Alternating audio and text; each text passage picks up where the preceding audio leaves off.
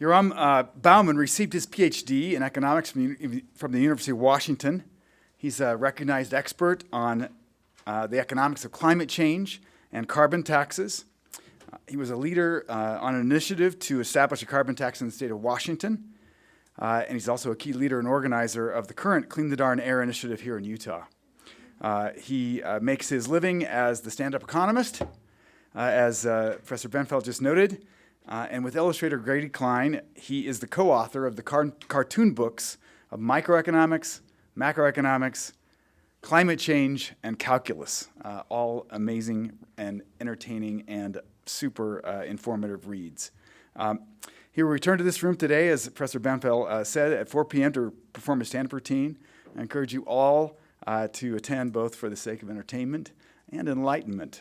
It's a great time. He's been here before. It's a great time to hear his great humor. So please join me in welcoming Dr. Yoram Bauman.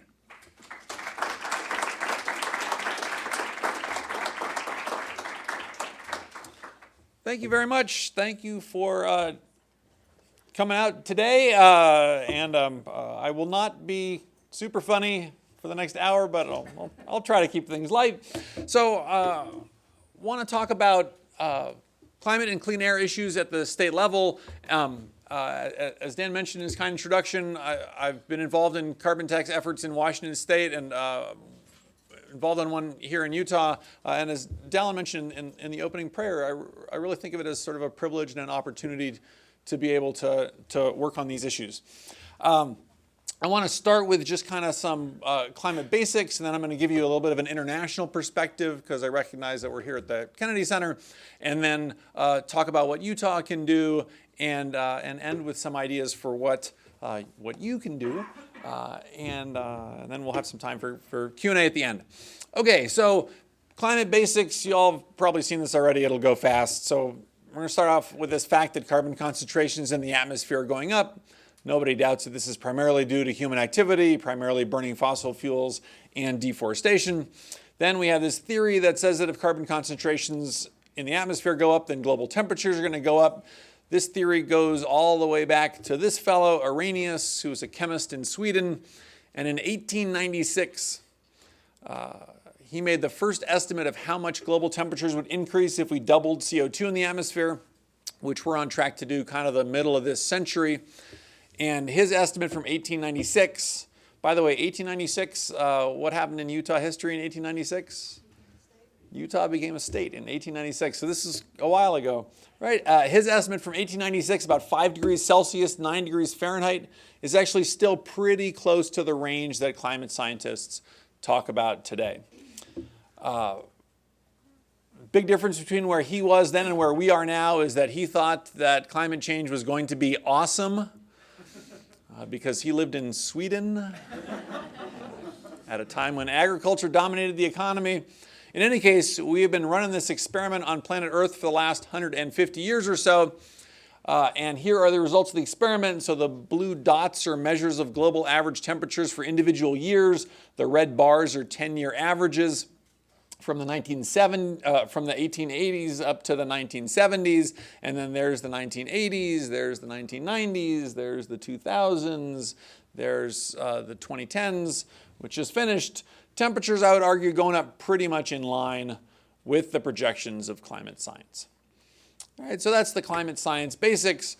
For an international perspective, I want to share with you a couple of cartoons from my cartoon book about climate change,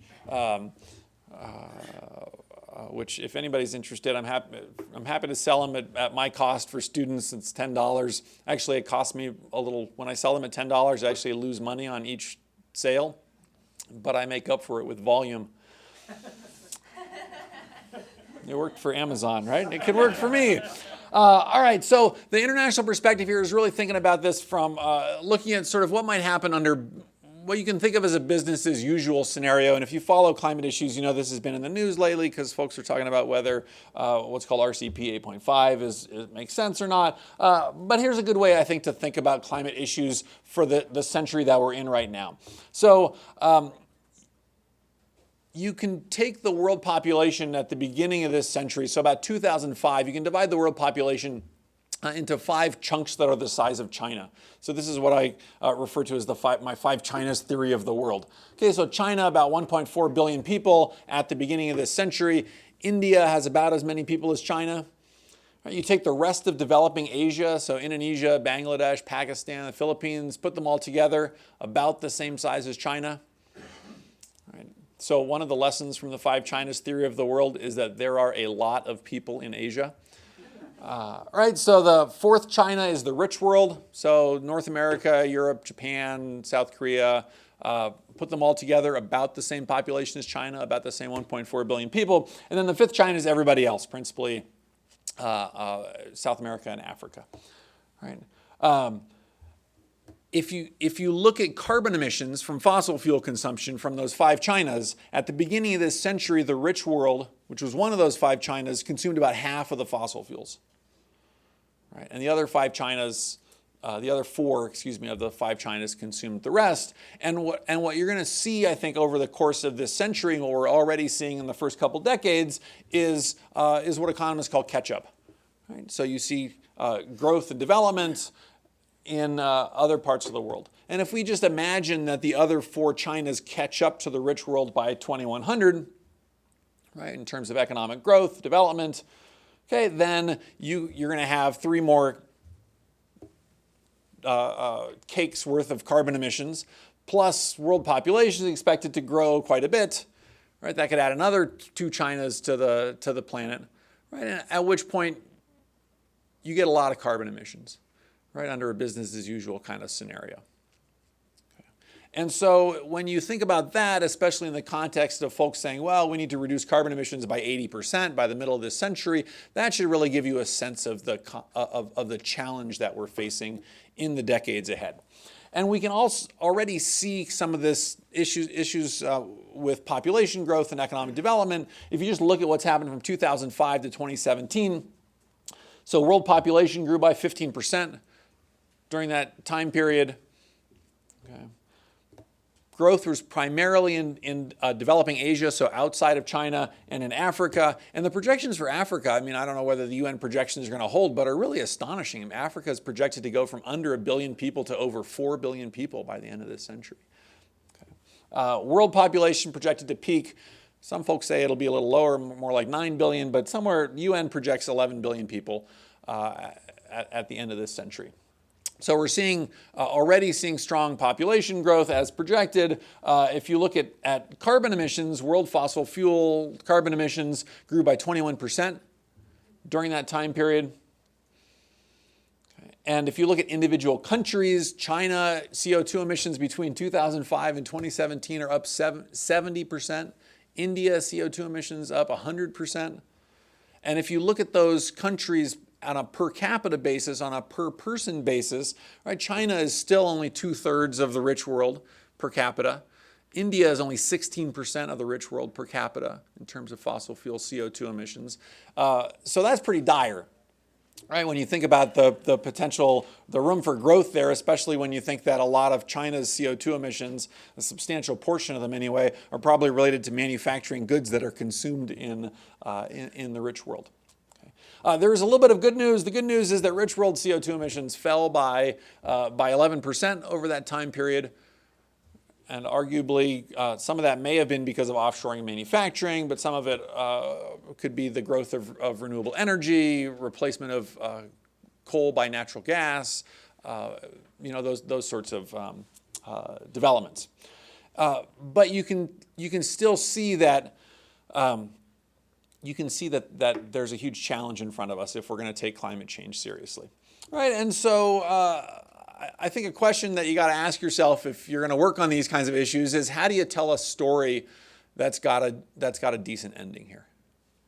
Right? It's very easy to tell stories that have pretty bad endings, but how do you tell a story that's got a decent ending? And on a personal level, I'd encourage you to come up with a story like that. It doesn't have to make sense to everybody, but it's got to be a story that makes sense to you, because you have to, if you're going to work on these issues, you have to get up in the morning, right, and go do it and kind of bang your head against the wall. And you got to have a story, I think, to motivate you to do that. So I'll share with you my story. And the story that inspires me is really that that we need to make renewable energies cheaper than fossil fuels.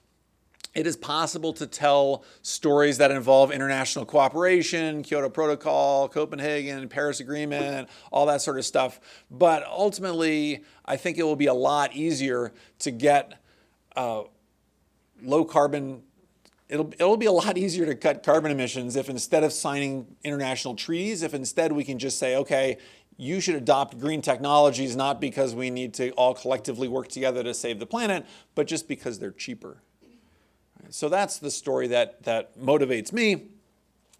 How do we, and as part of that, I think that idea is not, I don't think it's implausible, right? If you think about two really important sectors in terms of carbon emissions, the electricity sector, super important, and the transportation sector, right? I think that, we're potentially within maybe a few years, maybe a couple of decades of getting to a point where you could get wind, solar, geothermal, maybe next generation nuclear, whatever, plus battery storage, which you'd need if you're going to do wind and solar. You need to have some sort of battery technology. We're getting to the point where that is becoming cost competitive with fossil fuels. And then if you take that and combine that with Elon Musk and electric cars and trucks and all that sort of thing, then I think there's a potential there for a positive story. For a story with a decent ending there, if we can continue to drive the price of renewable energies down. So how do we do that? Who's gonna do that driving of the price of renewable energies down? I think by we, I mostly mean entrepreneurs in the rich world. So I mean capitalists in the United States. And focus on the rich world essentially because that's where the capital is and a lot of the knowledge, and that's something that we have a comparative advantage in the rich world, I would argue, and focus on capitalists and entrepreneurs because I think it really takes market instruments, it really takes market forces to work on things like driving the price of renewable energy down. There's certainly a case to be made for government activity in terms of basic R&D and things like that, but if you want to get something low cost, I think getting markets involved is really, really important because that's something that markets are really good at, right? Competition, you get low prices, all that great story that you can tell about economics, at least that I love about economics and capitalism. So how do we get entrepreneurs in the rich world to work on these issues? I think the way we need to do that is with carbon pricing. Okay, so the underlying economic challenge with pollution issues, including with climate issues, is there's not, if you develop a new technology that's going to save the world, you're not necessarily going to make a pile of money. Okay, because the market signals aren't there that's going to incentivize that behavior. So we need to have something like a carbon tax that says, hey, it is important to reduce carbon emissions. And the way that translates into a market signal, right, is with something like a carbon tax. That's the way to get markets to be interested in reducing carbon emissions. Okay, so the general story is that we have a market failure because the cost of climate change is not incorporated in the price that we pay for gasoline and electricity and things like that. And so we don't get enough emissions reductions, we don't get enough technological development in the direction of clean energy. And something like a carbon tax or a cap and trade system could create those market incentives that are going to lead free market systems, entrepreneurs to develop new technologies. That's going to get us a decent ending to this story. Okay. And so I'm sort of telling you this cascade of stories. We're going to try to make renewable energy cheaper by harnessing market forces, by using a price on carbon to do that, something like a carbon tax. And I happen to think that the way to push for carbon pricing is to run ballot measures. Okay, to run ballot measures at the state level. You can certainly talk about, hey, we need to do action at the federal level. There are stories you can tell about federal action, international action. I happen to think that action at the state level is something that's tangible, that we can work on, that will help drive action at the federal level and beyond. And ballot measures are amazing opportunities, right?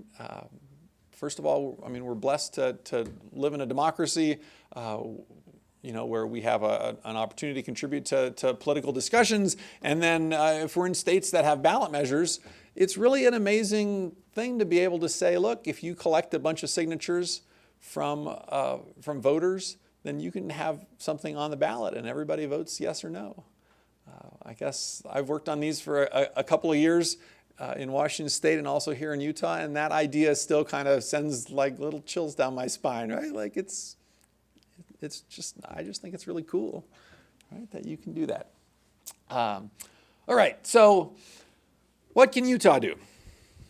Well, Utah can run ballot measures, but I want to start off by sort of pushing back a little bit against an idea that's out there that climate action is sort of naturally a federal issue and that state level action is sort of trying to put this square peg into a round hole. Okay. And you'll hear arguments along these lines that often talk about issues like competitiveness, issues for energy intensive industries, right? How are manufacturers, for example, in Utah going to be able to compete with manufacturers outside of Utah if there's a carbon tax that raises the price of fossil fuels in Utah? You'll hear about job impacts, especially but not entirely in coal country. You could say that you might hear arguments that there are more limited policy options at the state level than there are at the federal level. And then there's sort of the underlying challenge that, the U.S. is about 15% of world CO2 emissions. Utah is 3 million people, about 1% of the U.S. So Utah is about 0.15% of world CO2 emissions. Okay. And does it really make sense to try to tackle climate change at the scale of a state like Utah? So reasonable arguments, in my opinion, I think this idea is mostly wrong. Okay, it would certainly be great if we could do climate action at the federal level. As you may have seen from the news, federal politics are not exactly functional at the moment. However, hope springs eternal, and if you think that working on federal action is the way to get climate change action in the United States, then, God bless you, go do it.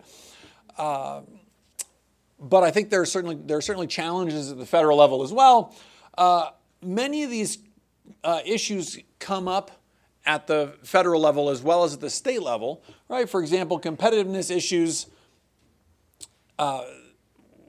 If you're going to do something in Utah, you have to figure out how to address the fact that manufacturers in Utah are still going to have to compete with manufacturers elsewhere. But that's also true at the federal level. If you're talking about a federal carbon tax, you have to deal with how do you get manufacturers in the United States to be able to compete on a level playing field with other countries like China, India, Mexico, et cetera, that may not have the same kind of climate policies that we ideally would have here. Similarly, you have the job impacts are not specifically a state level issue. That's something that also comes up if you're thinking about federal policy. I think the policy options, there are certainly some policies that you could only do at the federal level, like automobile standards, for example. But I think, as you'll see in a minute, there are some policy options that you have at the state level that you don't have at the federal level. And finally, and I think this is correct from a political science perspective, but I'm sure Dan or others will correct me if I'm wrong about this. My strong sense is that the argument that Utah is only this tiny fraction of the problem and therefore we shouldn't do anything about it, I just don't think voters buy that argument. Right? The idea that, we're just gonna free ride and be amoral. I don't think voters buy that in the same way that if you said, hey, hypothetically, if some product involved clubbing baby seals, right? But Utah only bought 0.15% of whatever that product is, right? That we shouldn't care about that issue. I just don't think that that's an argument that's gonna fly with voters as much as the argument about, hey, we should do our part to do the right thing. Okay. If you want to learn more about this or read more about this, there's a great book that has influenced my thinking although you shouldn't attribute any of the arguments that I'm making to the book, but it's a book called Can We Price Carbon by Barry Rabe, who's a political scientist at the University of Michigan. And he looks at various examples of efforts to put a price on carbon, either through a carbon tax or a cap and trade system. Really, I think a great thought-provoking book. And one of the lessons that I draw from the book, and again, you shouldn't attribute this to Barry Rabe, this is my interpretation of things, is that a better idea is that if you're looking to do climate action in Utah, you should figure out how climate action in Utah can provide benefits in Utah. More specifically, since I work on carbon taxes, the question is, how can carbon taxes in Utah provide benefits in Utah? So that's a question for the audience, and so I want you to take a minute and think about it and chat with your neighbor about it if you want. I think there's one answer that's a pretty straightforward answer to come up with, and then there are a couple, at least that I can think of, that are a little, maybe a little less obvious. But think about it for a minute, and then we'll see folks have ideas.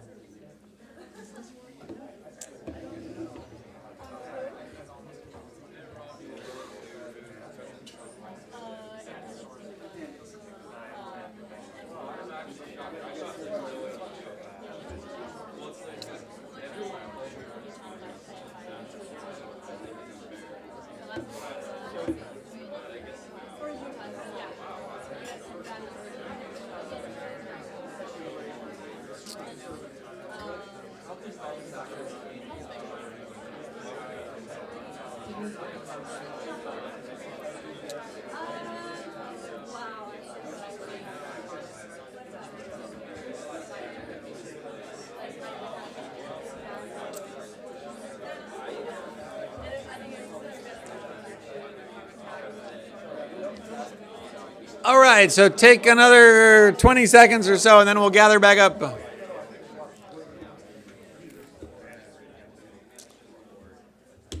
Great.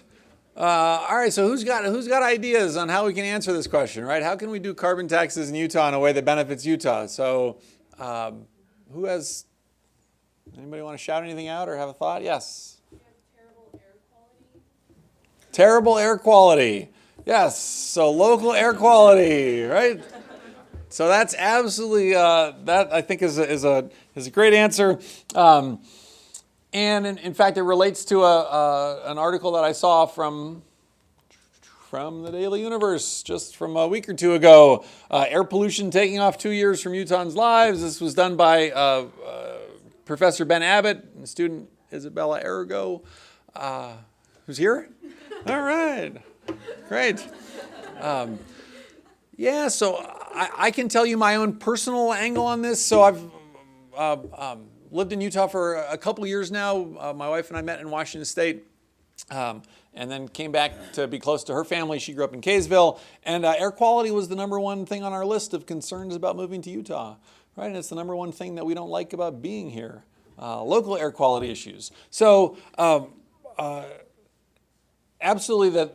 And there is a connection between climate change and local air quality. It's a little less, the correlation is not as high as one might hope, at least in terms of carbon taxes.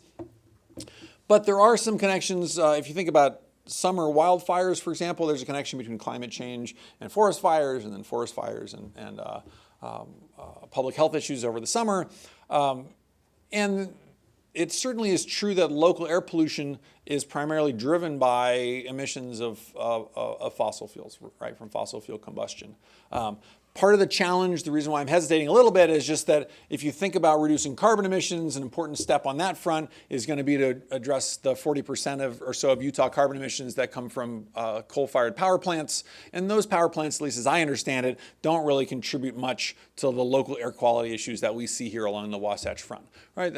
There are some regional haze issues, I think, that come out of those coal plants, but they don't contribute to local air pollution issues here along the Wasatch Front.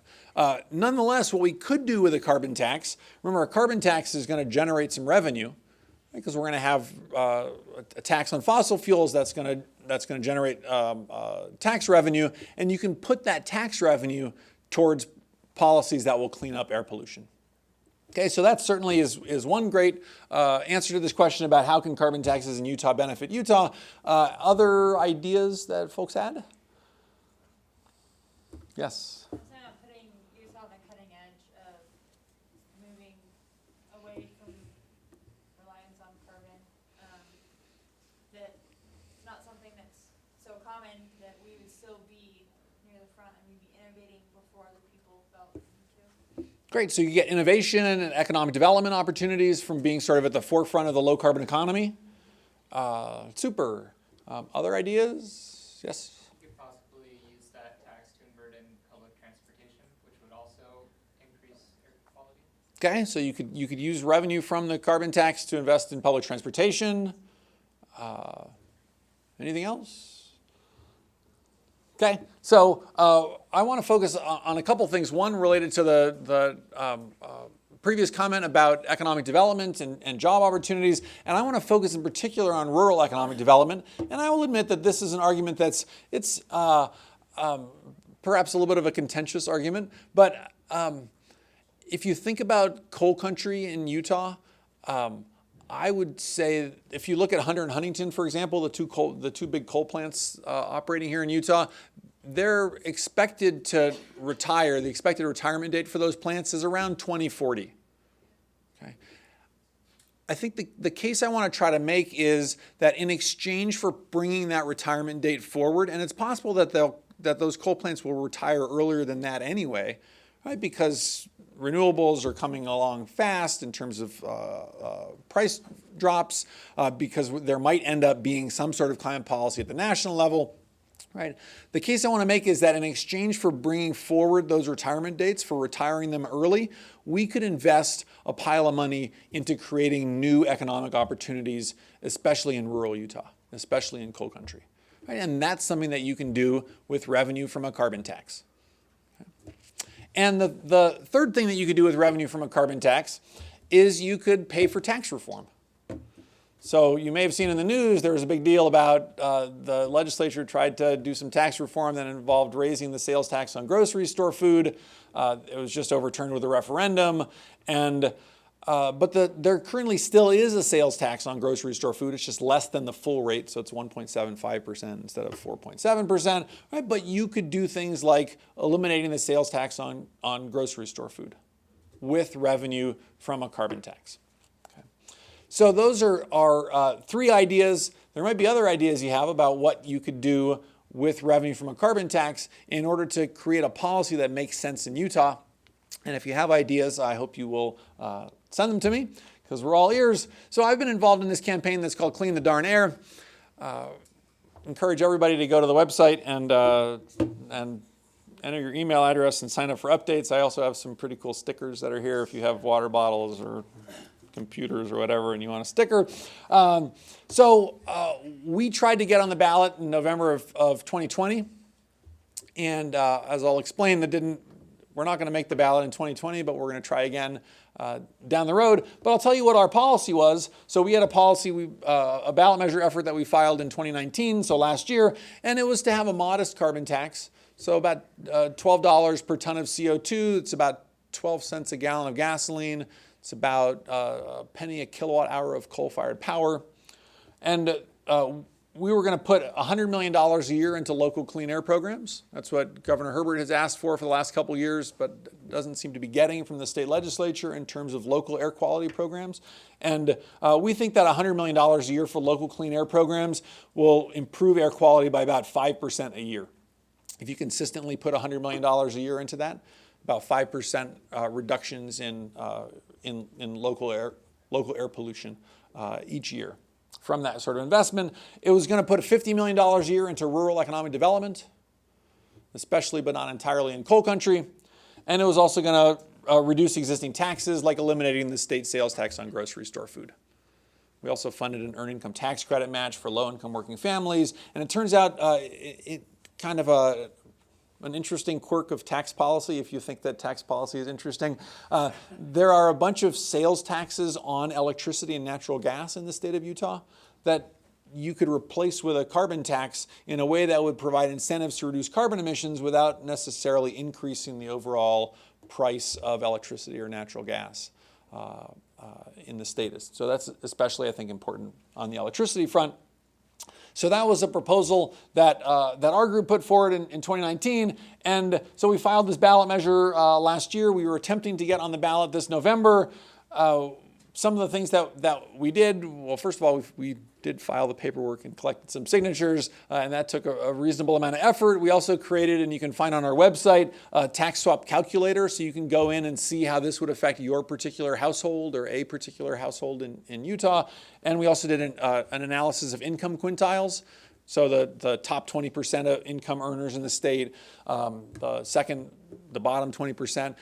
We did a macroeconomic sort of estimate of how it would affect, how our policy would affect those different groups, right? And basically aiming for something that was pretty close to neutral.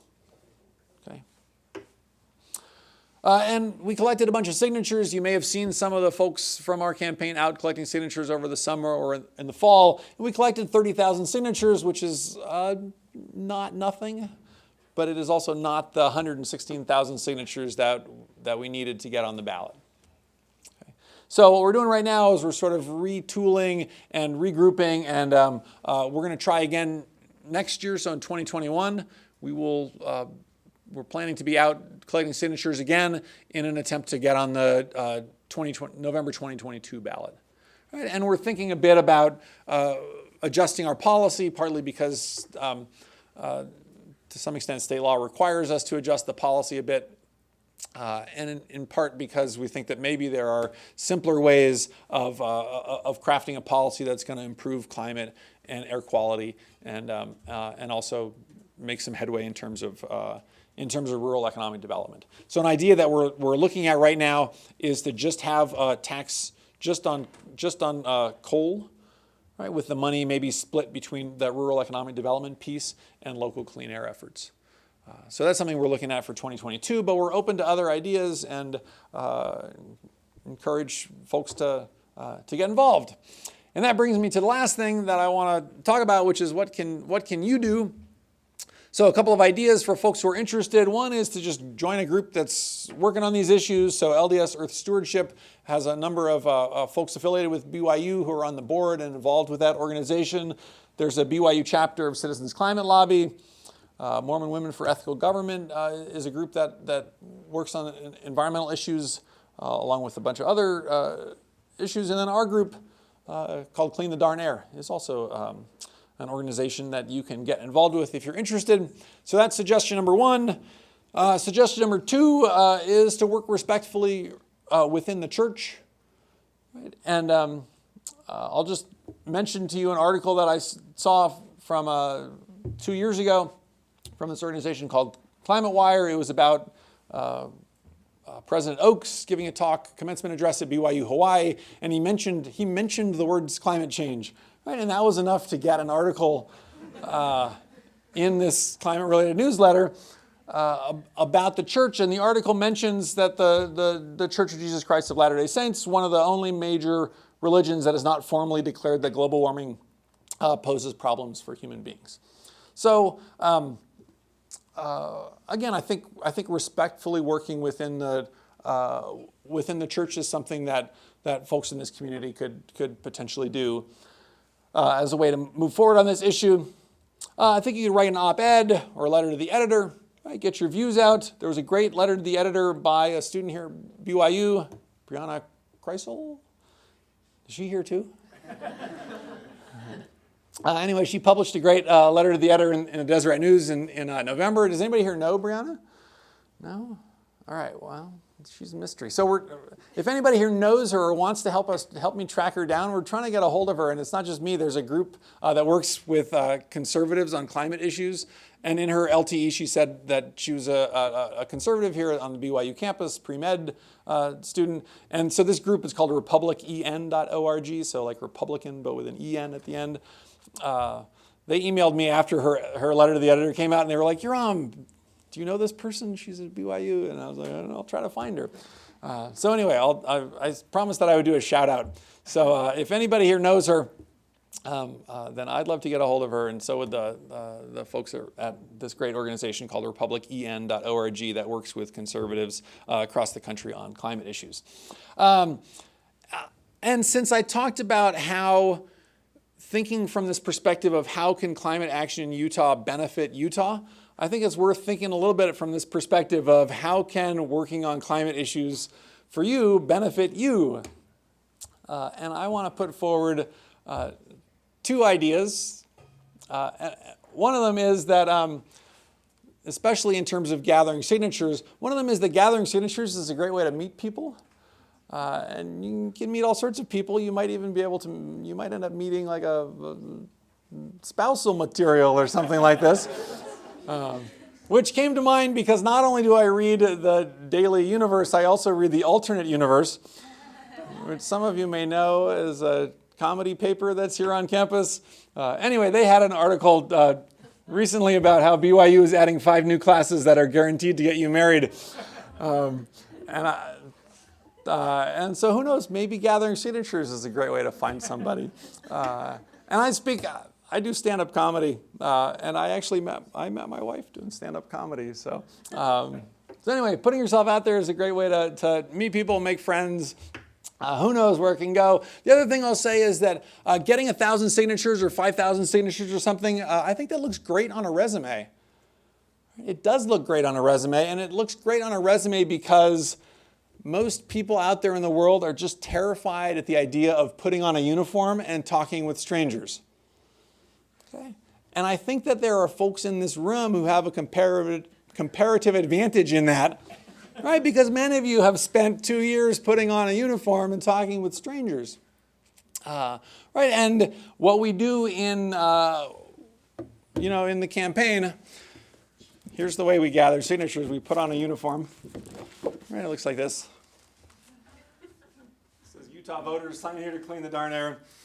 And then we collect signatures. So I collected over the summer like a little more than 4,000 signatures. A couple other folks on the campaign who held down day jobs collected 5,000 signatures. It's really, once you get over that hump, the initial hesitation about it, it's really not all that hard, right? At farmers markets, outside of the BYU campus or at the UVU campus. So that's an idea, and I do think that gathering signatures is a tangible thing that you can do to help move things forward on these issues, and I do think it's something that looks great on a resume.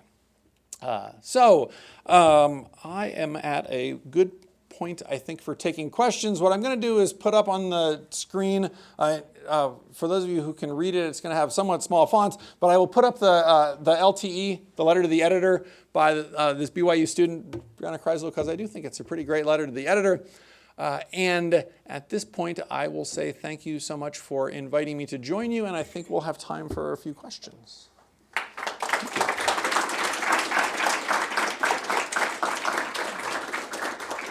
Thank you very much.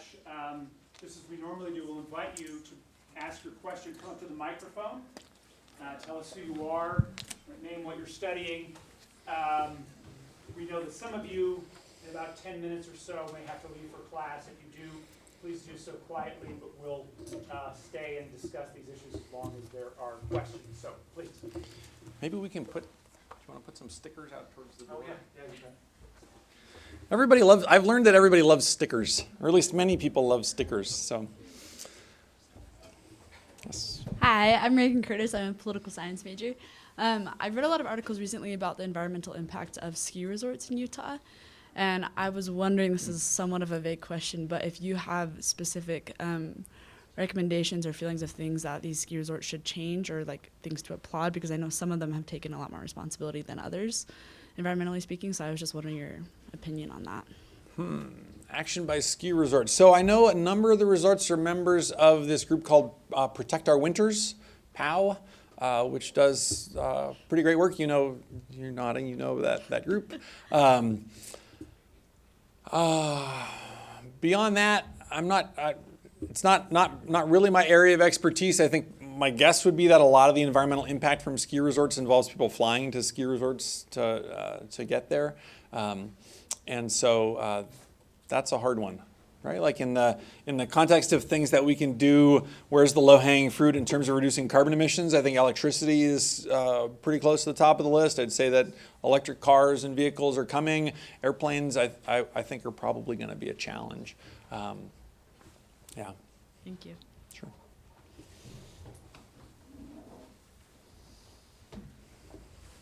Hi, my name is Amelia, and I'm studying public health here at BYU. And so I'm just curious, as a public health student, like, what does Clean the Darn Air's like involvement within like public health policy, and like, where does like the conversation start when you're approaching it from like public health and like the health of the community, rather like individuals, rather than like the environment? Rather than global climate issues? Yeah. Yeah, and their organization is called Clean the Darn Air because the attempt was really to focus on local clean air issues, and the climate benefits are sort of an extra bonus. Okay. Right, but I'm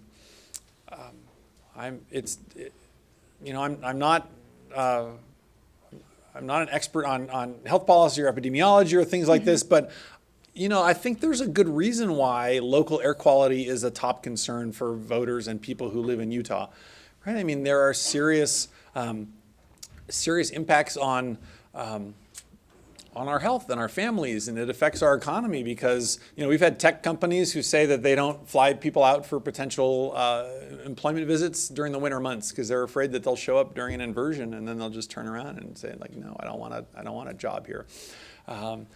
And so I think that if we're going to get climate action in Utah, I really do think that it's this connection between the global climate issues and local public health issues that really is going to be the wedge to make that happen. Okay, thank you so much. Sure. My name is Brett Haug. I'm studying international relations, and I really like the grassroots aspect of what you're talking about, but you did also mention the greenhouse effect and how as human carbon consumption increases, that will then increase dangers with natural carbon releases, things like that, and it will create a feedback cycle. You mentioned that things like creating market incentives, that could take 1 to 2 decades. So I'm curious if you think there's a way of doing it faster in case there's actually not time, because the one advantage that federal or international action has is the speed with which it could be applied. Yeah. I wish we could do it faster, right? And I think if you work on climate issues, at least I feel like there's always this tension between what we would like to accomplish, which is a lot, right, and what we seem to be capable of doing politically, which is like very little.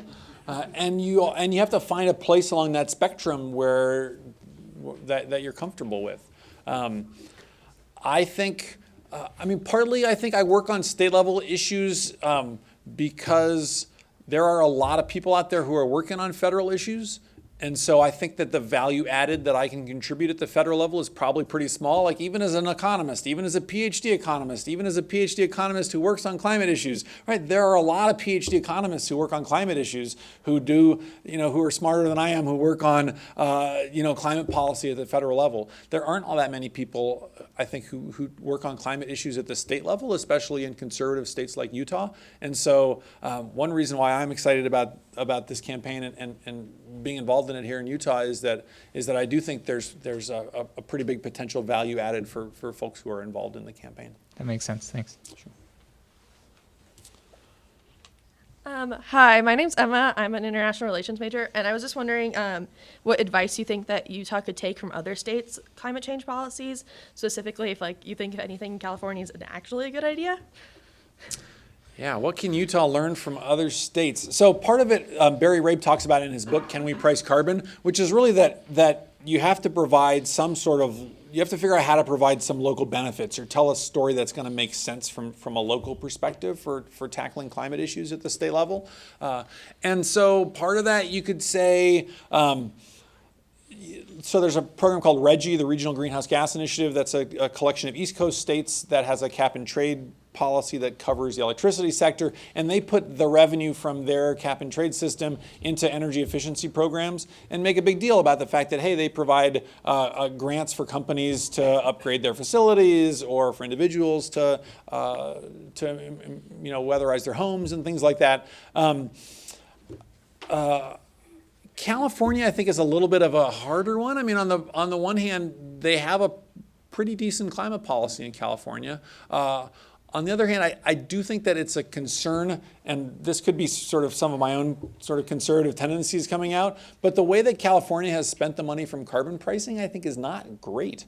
Like, a bunch of the money, maybe a quarter of the money, has gone into this high-speed rail that's supposed to be between San Francisco and Los Angeles, and ultimately now seems to be high-speed rail between Bakersfield and Fresno. It's a good punchline, but it also ties into the stuff about Solyndra and are we wasting government revenue? And I think that no matter where you are in the political spectrum or what you think about government investments, I think you have to keep in mind that the fact of the matter is that a lot of the revenue from carbon pricing comes from lower and middle income households, right? Because you're talking about gas taxes, you're talking about taxes on electricity, and you know what? You better be careful that you're spending that money in a good way, because carbon taxes are not just like tax the rich, right? Like, everybody uses fossil fuels. And so my own preference is for things that provide very tangible benefits, like investing in clean air, or things like tax cuts, where we're going to have a carbon tax, but we're going to cut the sales tax on groceries. That puts money right back into people's pockets. Thank you. My name is Samantha. I'm a math education major. I'm from Roosevelt, which is over in eastern Utah, and our major industry there is oil field. So it's not necessarily a coal country, but it'd still definitely be affected. So I was wondering what specific ideas you had for economic development, because especially out there, I don't know what economic development you would do, because that's literally our entire economy. So I was just wondering what ideas you'd have. Yeah. So some of it. So I mean, and I don't know how much of this would apply to Roosevelt, but high-speed internet expansion of broadband access, things like promoting tourism. I know that there's at least some mountain biking and hiking and things that go on. The monument, the international monument. Yeah. So those are ideas, but I think it really does take folks who know things on the ground there to explore the idea of, okay, what kind of economic opportunities are there? And then what I think a carbon tax can do is provide a bucket of money to help make that happen. There's a group called 7 Counties, with which you're involved, the county involved, which are working on these very issues. Okay, group called 7 Counties. Thanks. Hi, I'm Rocky Seeley. I study Middle Eastern Studies Arabic. And I'm just wondering, a lot of times when I talk to the older generation, like my parents or things, they have a lot of hesitancy with things like this just because they're so accustomed to the same energies that they've been using. And they hear about this and it sounds all innovative and things like that. But I think better understanding that changes like this are good will help bring about change. But what's your advice in talking to people who are just not necessarily against helping the environment, but just are unsure and apprehensive about big changes and putting carbon tax and things like that, especially when they're conservative and it comes off really liberal?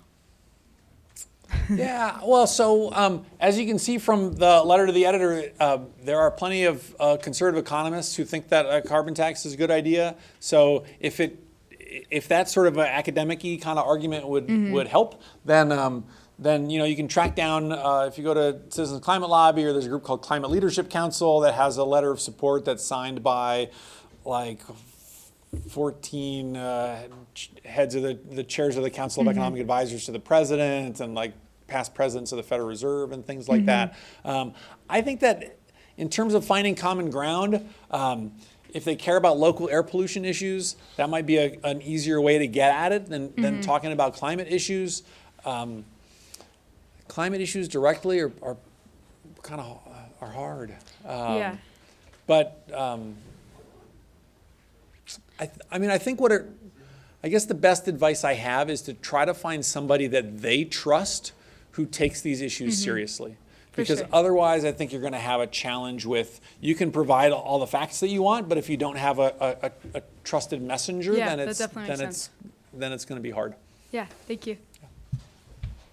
So I'm Jess Annan. I'm a political science major, and I have just kind of a simple question, but are there any similar policies to one that you're proposing that will be on the 2020 ballot for Utah?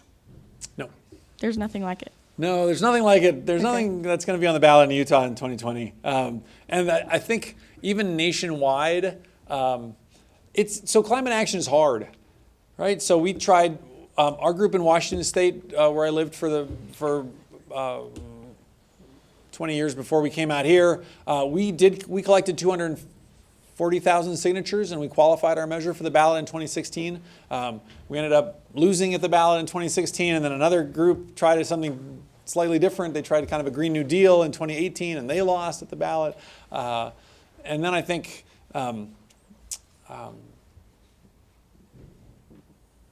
right now, everybody seems to be consumed with the presidential campaign. Oh, interesting. And so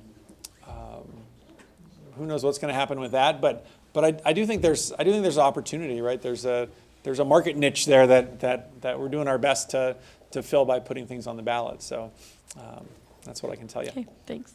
Yeah.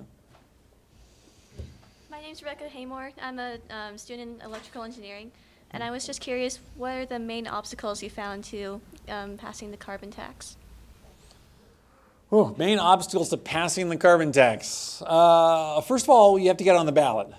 Right, and 116,000 signatures is not impossible. Like I said, we collected 240,000 signatures in Washington State a couple years ago, but 116,000 signatures takes some effort. And so that's the hurdle that we didn't pass for this year that we're going to try again with for 2022.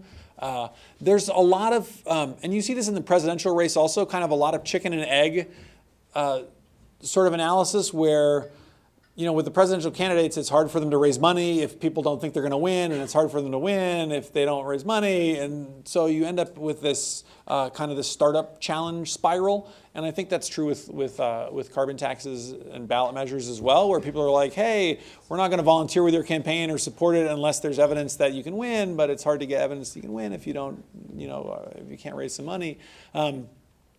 So I think that is a surmountable challenge. Like if we had 10 or 15 people who were willing to put a few hours a week into it, like we could get 116,000 signatures and get on the ballot.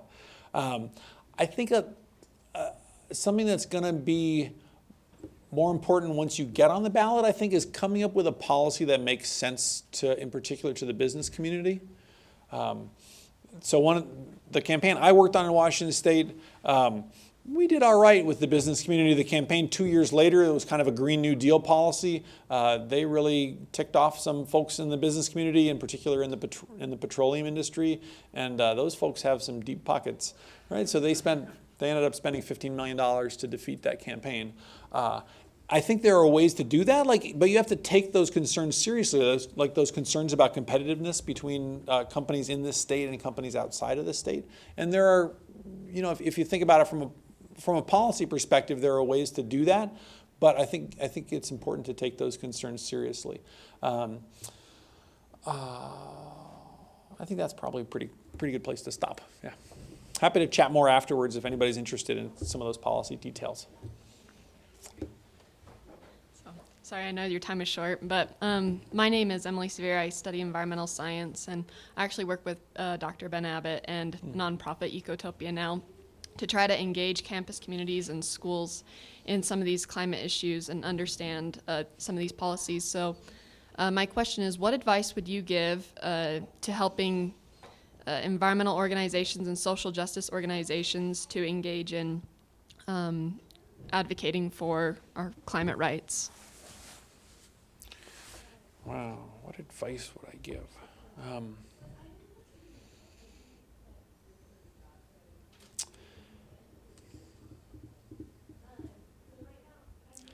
This is a self-serving answer. I do think that cartoons are a good way to convey information. So please take a look at my cartoon climate book, and I'm happy to gift a copy to your organization because it sounds like you're doing good work. I think I'm not sure I know a good way to answer that question, but I will say something. I'll tell you something that I've been thinking about and sort of wondering about, which is there's kind of the Greta Thunberg path of like the house is on fire and we need to do something without getting super specific about what kind of policies to put in place. And then there's sort of the approach that I've often taken as an economist, which is like, hey, here's this policy, and like let's focus on the details of this policy.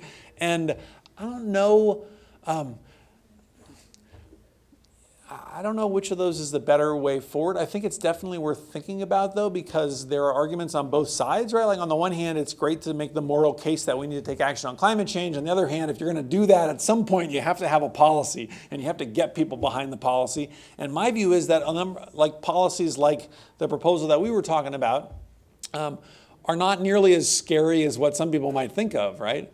In terms of not getting to fly planes or not having to give up beef or whatever it is, right?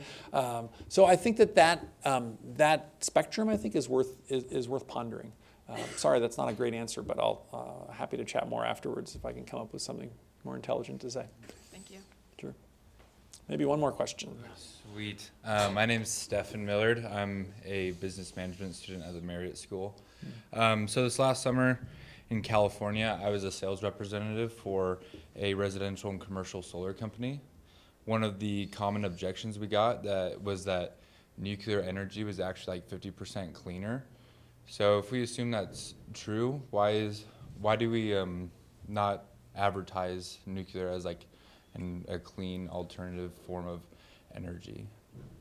So I mentioned nuclear in my talk. I'm happy to.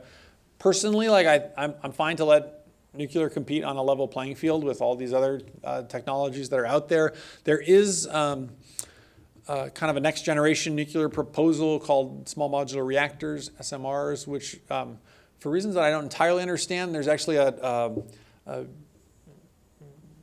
collection of Utah municipal energy providers that's investing in it. So UAMPS is an investor in this small modular reactor project up in Idaho. The challenge that I always see with nuclear, and this is not like I don't have a horse in this race, but it's the question of cost. Yeah, true. Right, and I don't personally have a problem with nuclear power, but I do have questions about whether it can compete cost effectively with fossil generation, even if we had a carbon tax, or with renewables. What you heard about nuclear power in California, I'm not sure I'm entirely on board with it. Yeah. But personally, I'm happy to let it compete with other technologies. Oh, very cool. Okay, sweet. Thank you. Absolutely. Okay, thank you. Join me again, and thank you.